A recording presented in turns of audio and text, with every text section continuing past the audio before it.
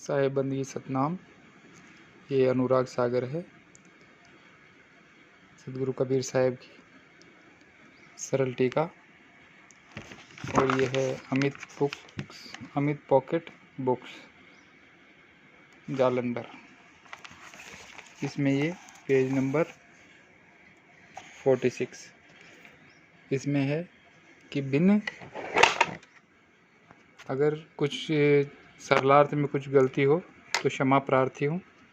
जितना ज्ञान है मालिक की दया से, जितना सदगुरुदेव जी ने बुद्धि दी है, उसी अनुसार ये पुस्तक आपको पढ़ के सुना रहा हूँ।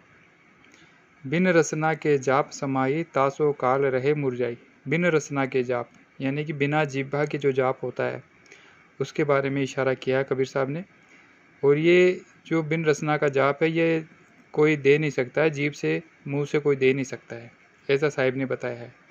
सूक्ष्म सहज पंथ है पूरा, ता पर चढ़ो रहे जन सूरा। ये बहुत सूक्ष्म पंथ है, बाकी तो समझ ही रहे होंगे आप। इसमें लिखा है कि बाहरी जगत से ध्यान हटाकर तथा अंतर्मुख होकर शांत चित्त वृत्ति से सार शब्द के अजपा जाप सुमिरन में जो लीन हो जाता है। अजपा जाप यानी कि वो जाप करने का नहीं है कि कोई अगर उसको सांसों से जाप करे या कोई मंत्रों से जाप करे। ये अजपा जाप है जो जपा नहीं जाता है। इसके बारे में बताया कि उसके काल उदास हो जाता है, उससे काल उदास हो जाता है।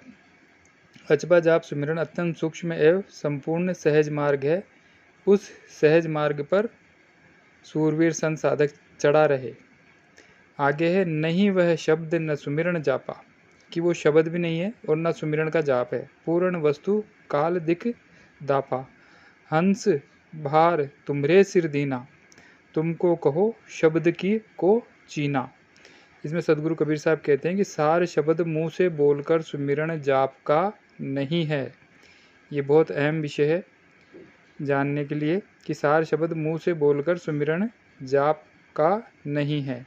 और सार शब्द स्वरूप पूर्ण पुरुष के सामने काल दिखाई नहीं पड़ता है। मैं जो अंडरलाइन की है वही पढ़ के बताता हूँ आपको, बाकी आप स्वयं पढ़ लो। उसके आचरण का भार तुम्हारे सिर पर दिया है। आगे है कि पदम अनंत पंखुड़ी जाने, अजपा जाप डोर सो ताने। सूक्ष्म द्वार तहाँ जब दर से, अगम अगोचर सदपद पर से। इसमें बताया गया है कि जो मानव शरीर के अंदर अनंत पंखुड़ियों वाले कमल हैं, जो अजपा जाप की डोर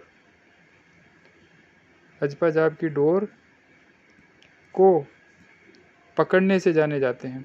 मतलब अजपा जाप की डोर यानी कि जो जपा नहीं जाता है, बिना जपे उसका बताया जाता है। और ये विधि जो है सदगुरु बताते हैं। सूक्ष्मदार दिखाई पड़ता है। ये बाकी आप पढ़ सकते हो। ये जो इसमें बताया है कि मानव शरीर के अंदर अनंत पंखुड़ियों वाले कमल है और ये अजपा जाप की से जाना जाता है। इसमें है एक मूलाधार चक्र, दूसरा है स्वादिष्ठान, तीसरा मणिपुर, अनाहद, विशुद्ध, आज्ञा चक्र और सहस्त्राधार और शून्य चक्र। इसमें बताया गया है कि ये जो कमल है ये आठ कमल है। अंतर शून्य में होय प्रकाशा, तहाँ वहाँ आदि पुरुष का वासा। अंतर शून्य यानी कि जो शून्य है उसके बारे में बताया, जो 8वां कमल है। तहाँ वहाँ आदि पुरुष का वासा, वहाँ पे उस आदि पुरुष सत्य पुरुष का वासा है। ताही चीने हंस तय जाई, आदि सुरत तय ले पहुँचाई। देह के भीतर शून्य आकाश में अलौकिक प्रकाश होता है, वहाँ आदि पुरुष परमपिता परमात्मा का वासा है। उसे पहचान कर सद्गुरु का हंस साधक वहाँ तक पहुँच जाता है।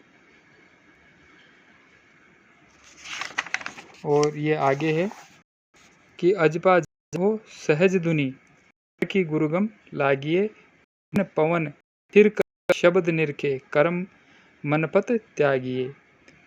होत धुनी रसना बिन, वहाँ पे बिना धुनी के रचना होती है। और करमाल बिना करमाल बिन यानी कि माला की तरफ इशारा बताया है। शब्द सार विदे निर्कत, अमर लोक सिधारिये। अजपा जाप की भक्ति साधना यानी कि फिर वही बात बताइए साहिब ने कि अजपा जाप, कि वो जपा नहीं जाता, उसका जाप नहीं करना। अजपा जाप की भक्ति साधना के अनुसार देह भीतर शून्य सहज स्वाभाविक ध्वनि होती है। उसे सोचने समझने के लिए स्वयं सदगुरु के द्वारा प्रदान किए गए ज्ञान में लगाना चाहिए। उसके लिए मन प्राण को स्थिर कर, यहाँ स्थिर कर दिया कि यानी कि प्राण को स्थिर कर, यानी कि श्वासों को स्थिर कर, रोकना है, यानी श्वासों का जाप नहीं है ये, कर तथा मन के विषय कर्म इंद्रियों को त्याग उस सार शब्द स्वरूप को देखना चाहिए। साधक स्वाभाविक ध्वनि बिना भी लाए स्वतः ही होती है तथा हाथ में माला लिए बिना अजपा जाप जपा जाता है। बिना जीभ हिलाए स्वतः होती है, यानी कि जीभ से कोई नाम दिया नहीं जाता है, खाली एक सेन बताई जाती है जो सदगुरु बताते हैं। इस प्रकार विदेह सार शब्द को पूर्ण रूप से ध्यान करते हुए अमरलोक पहुंचना चाहिए। विशेष है कि विदेह सार शब्द के अजपा जाप जपने की नियमानुसार विधि के लिए गुरु से दीक्षा ग्रहण करनी चाहिए। से ज्ञान की विधि पूर्वक भक्ति साधना करने से ही सफलता प्राप्त है। इस सार शब्द की साधना से अमरलोक की प्राप्ति होती है और जीवन सार्थक होता है। विदेह सार शब्द की अजपा जाप की विधि पूर्वक भक्ति साधना करके प्रत्यक्ष अनुभूति होती है। और गुरु अपने हिसाब से कर बता रहे हैं, लिए भी बताया भी गुरु बड़े अपनी ठोर और शब्द विवेक की सो माथे का मोर। जिसने भी शब्द की महिमा गाई है वही माथे का मोर है, वही सर्व से बड़ा गुरु है। और सभी भक्तजनों से क्षमा प्रार्थी हूँ कि अगर कुछ इसमें त्रुटि हुई हो, कुछ गलती हुई हो तो मैं माफ़ी चाहता हूँ, क्योंकि जितना साहिब ने ज्ञान दिया है परमात्मा ने जितने के अनुसार है